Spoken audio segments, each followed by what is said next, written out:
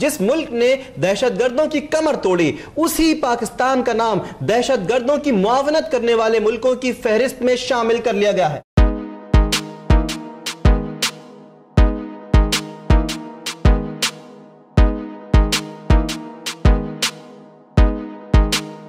FATF is an international watchdog body set up pursuant to United Nations Security Council resolutions dating back to 1999. The grey list is for those countries that have been designated by the FATF, the Financial Action Task Force, to have limited safeguards or degraded safeguards within their financial system to stop money laundering or to stop the financing of those entities which have been designated as terrorist organizations.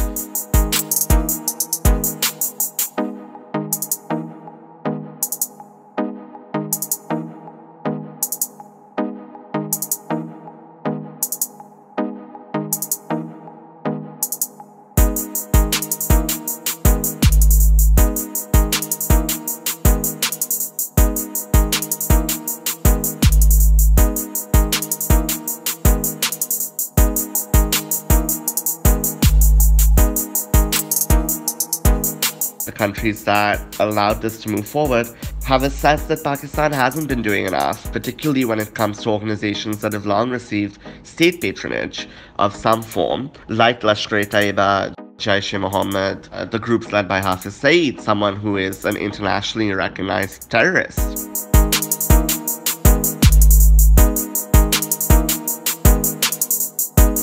It's not really going to impact Pakistan's economy per se, but what it does is it hurts Pakistan's international standing and credibility. It's putting focus on Pakistan internationally, that Pakistan is part of the problem and not part of the solution with regards to the international community's interest. लेकिन करना यही होगा कि जी एक negotiated plan आपको action plan आपको devise करना पड़ेगा. उसके बाद you have to put that action plan in place. That is going to take time. It's going to take time for 18 months to 24 months.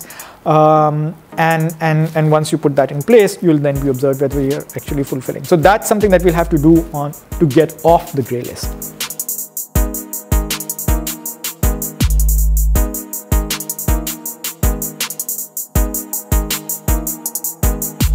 So what happens under blacklist is that the country is only allowed to do international transactions through a very limited set of banks.